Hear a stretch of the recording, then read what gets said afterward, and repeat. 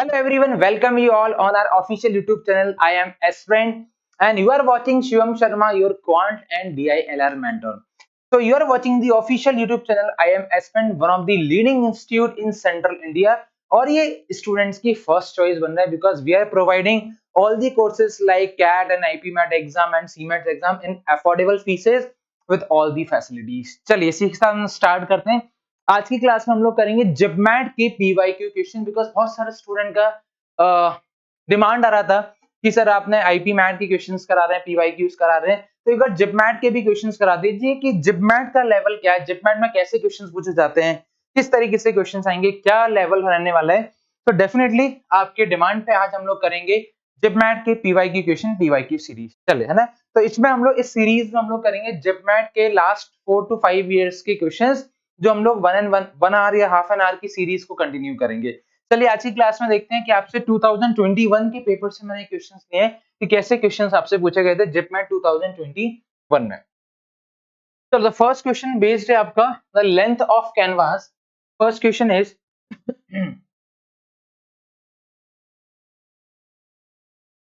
the length of canvas 1.1 meter wide required to build a conical tent.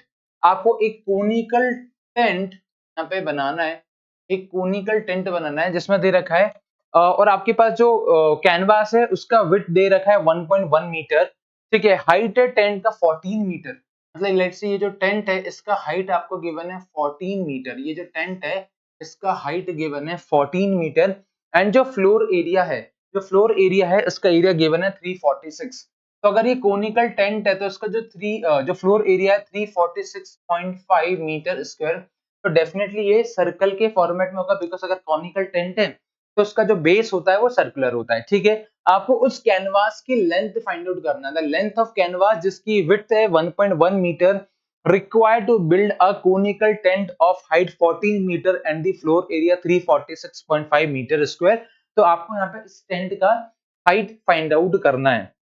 इस जो canvas है इसकी length find out करना है. टेंट की हाइट आपको गिवन है. ठीक है, तो ऐसा कुछ आपको कोनिकल टेंट यहाँ पे बनाना है जिसका base area 346.5 metre square. And we know that अगर कोनिकल टेंट है तो उसका जो बेस एरिया होगा वो सर्कुलर फॉर्मेट में होगा. तो सर्कल का एरिया क्या होता है पाई आर स्क्वायर. तो पाई आर स्क्वायर की वैल्यू है 346.5. मींस यहाँ से हम लोग आर स्क्वायर आर का वैल्यू फाइंड आउट कर लेंगे 346.5 अपॉन में पाई मींस 22/7 और इसका स्क्वायर रूट. तो हम लोग यहाँ पे पाई की वैल्यू फाइंड आउट करेंगे तो r is equals to square root of 346.5 by 22/7 means 346.5 upon 22 into 77 ऊपर चला जाएगा. इसका हमें स्क्वायर रूट फाइंड आउट करना है और जब हम इसका स्क्वायर रूट फाइंड आउट करेंगे तो यहाँ पे जो आपको r की वैल्यू मिलने वाला है वो आपको 10.5 मिल जाएगा. इसको सॉल्व करने के बाद आपको r का वैल्यू आप क्रॉस मल्टीप्लाई करके स्क्वायर रूट फाइंड आउट करोगे तो you will get the value of radius of this base is, जो बेस यहाँ पे है जो सर्कुलर फॉर्मेट में वो आपको 10.5 मीटर मिल जाएगा. ठीक है, मतलब यहाँ पे आपको बेस मिल गया है, इसका रेडियस क्या मिल गया आपको 10.5. इसका रेडियस 10.5 है और इसका हाइट गिवन है 14. ये जो कोनिकल टेंट है इसका रेडियस हमें मालूम चल गया दैट इज 10.5, इसका हाइट 14 है. तो डेफिनेटली यहाँ पे ये जो कोनिकल टेंट है मैं इसका स्लैंट हाइट कैलकुलेट कर लूंगा. तो स्लैंट हाइट क्या होता है l square is equals to Pythagoras लगा देंगे h square means 14 square plus 10.5 square. तो एल का वैल्यू हो जाएगा स्क्वायर रूट ऑफ 14 का स्क्वायर इज, ठीक है, तो 196 एंड 10.5 का स्क्वायर करना. 10.5 का स्क्वायर मींस 105 का स्क्वायर. तो 105 का स्क्वायर फिर डेसिमल है तो 105 इंटू 105 यहाँ पे हो जाएगा. तो 105 प्लस 5 मींस 110. 5 का स्क्वायर इज 25. दो डिजिट्स का पॉइंट लगा देते हैं मींस 110.25. तो ये 10.5 का स्क्वायर होगा. 10.5 का स्क्वायर आ रहा है 110.25. इसको जब हम लोग सॉल्व करेंगे, इसको सॉल्व करके जब स्क्वायर रूट लेंगे तो we will get the value of 17.5 metre. तो यहाँ पे जो कोनिकल टेंट है उसका स्लैंट हाइट हमें मिल गया.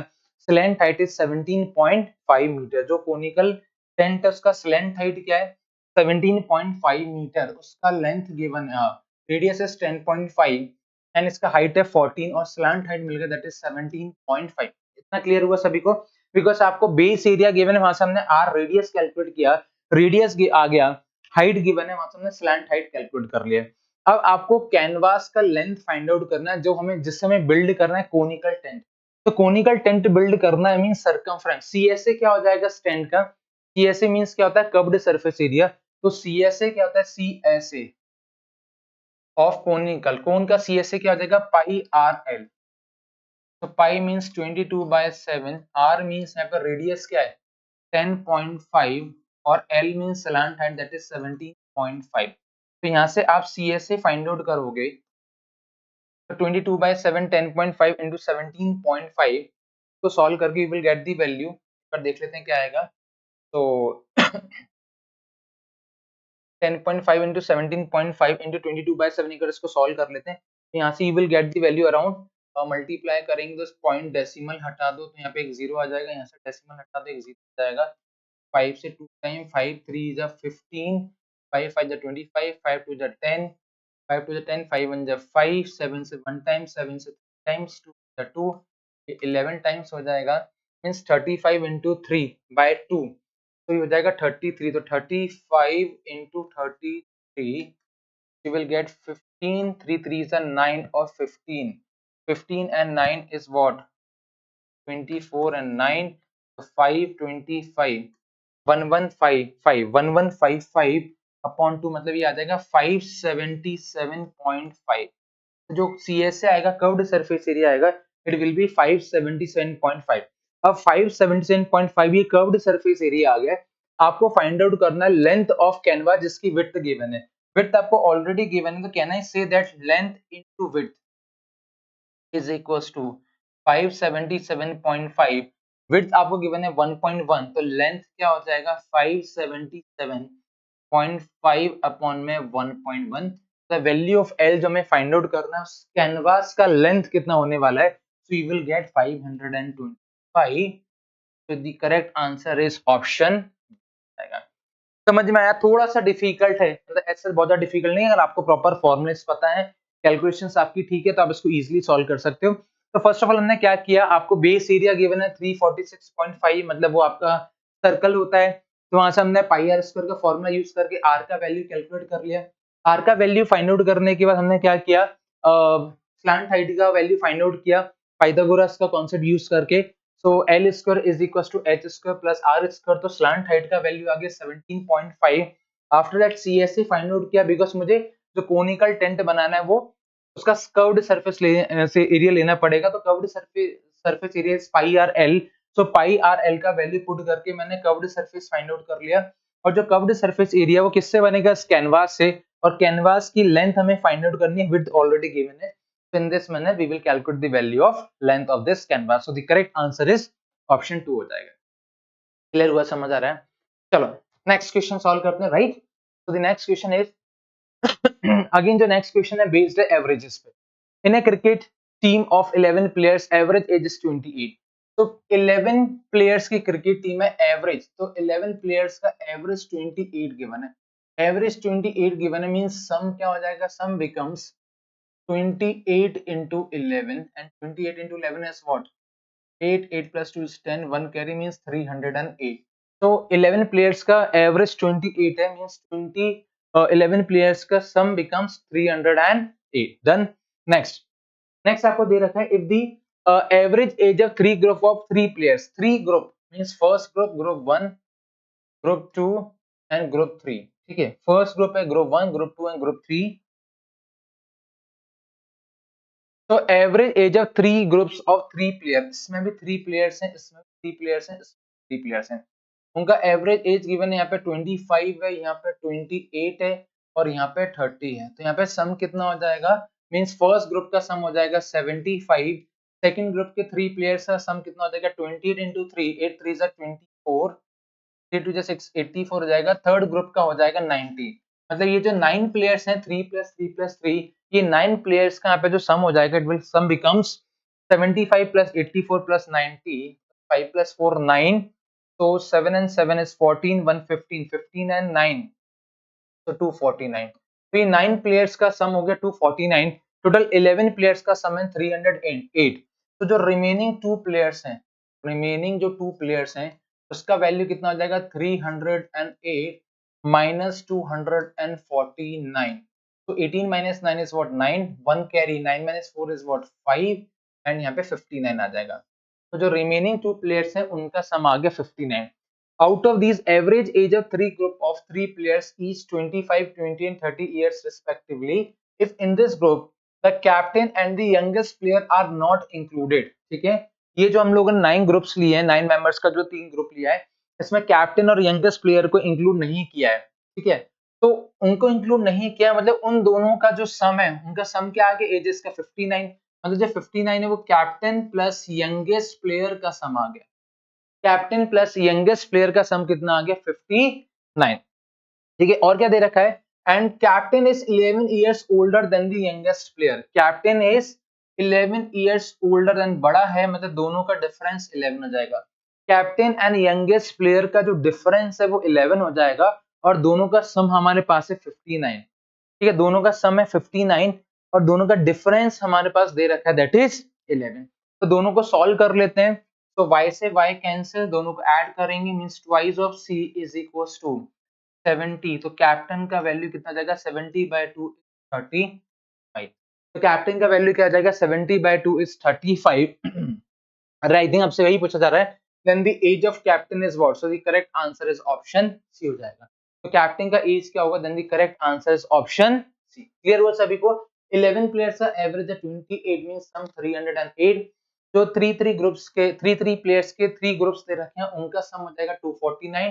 तो बाकी के जो दो प्लेयर हैं जिसमें कैप्टन और यंगेस्ट प्लेयर है उनका वैल्यू 59 हो जाएगा। दोनों का डिफरेंस गिवन है, इसको सॉल्व करेंगे तो कैप्टन का वैल्यू आ जाएगा 35। अगेन इजी क्वेश्चन था, this question is based on average concept. चलो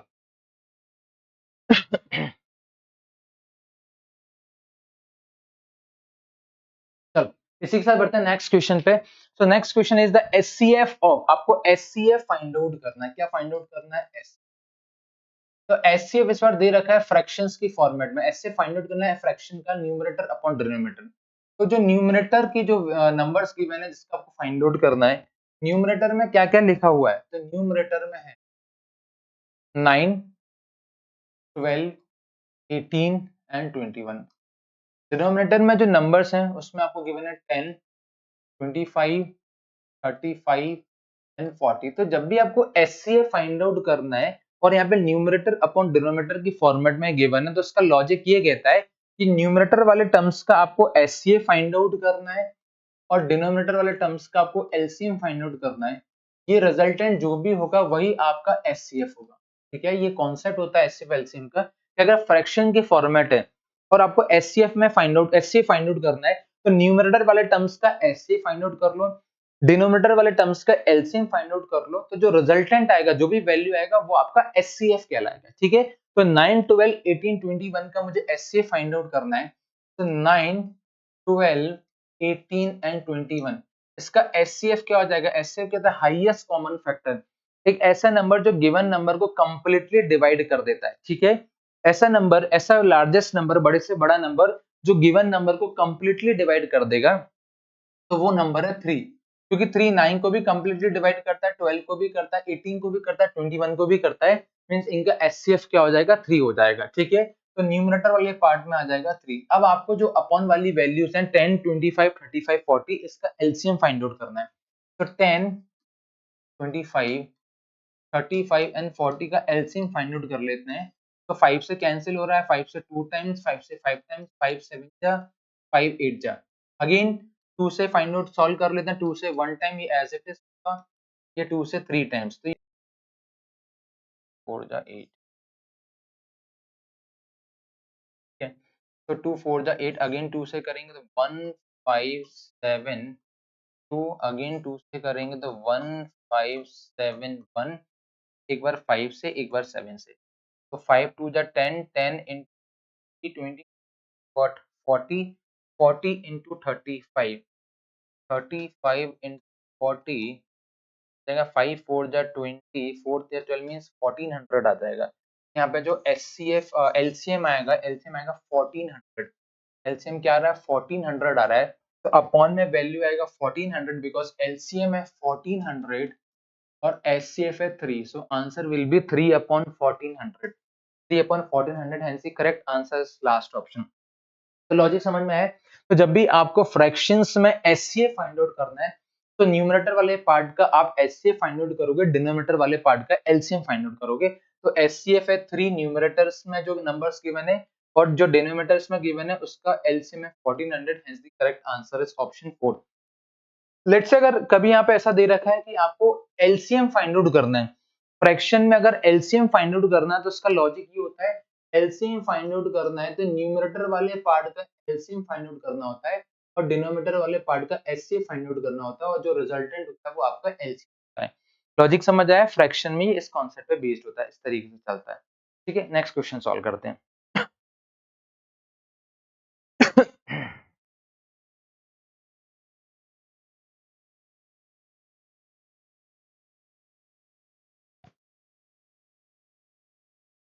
चलो next question is, in A rhombus the length of two diagonals are 40 and 30 metre respectively।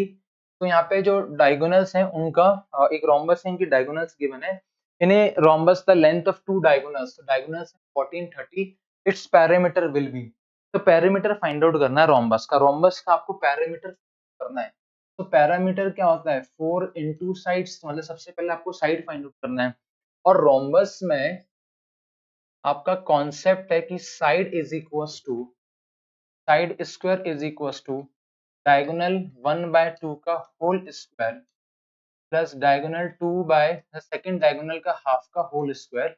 ये आपका फॉर्मूला होता है, side square is equals to first diagonal का half का whole square plus second diagonal के half का होल स्क्वायर। ठीक है, तो फर्स्ट डायगोनल 40/2 मींस 2 का होल स्क्वायर प्लस 30/2 मींस का होल स्क्वायर, ये हो जाएगा 400, ये हो जाएगा 225, इट बिकम 625। तो 625 का स्क्वायर रूट क्या हो जाएगा 25, हेंस यहाँ पे जो साइड है रोम्बस की दैट इज 25। अगर साइड 25 है तो दे आर आस्किंग कि पैरामीटर क्या होगा, और पैरामीटर होता है 4 इंटू साइड मींस 4 इंटू 25, तो द करेक्ट आंसर इज 100 हो जाएगा, करेक्ट आंसर 100 है। तो the option is first option is correct. तो आपको यहाँ पे डायगोनल्स गिवन है, यहाँ पे 14 30, आपको पैरामीटर फाइंड आउट करना है रोम्बस का, डायरेक्टली फॉर्मूला बेस्ड क्वेश्चन। अगर आपको ये लॉजिक पता है रोम्बस का कि side square is equals to half of diagonal का whole square plus second diagonal के हाफ का होल स्क्वायर, तो आप इजीली इसको डील कर लोगे। चलो नेक्स्ट क्वेश्चन, तो a man pays 40 times the annual rent to purchase a building। तो लेट्स से मैन का रेंट हम लोग आर ले लेते हैं, परचेज करने के लिए वो कितना पे करेगा, परचेज करने पे करेगा 40 टाइम्स मतलब 40 आर।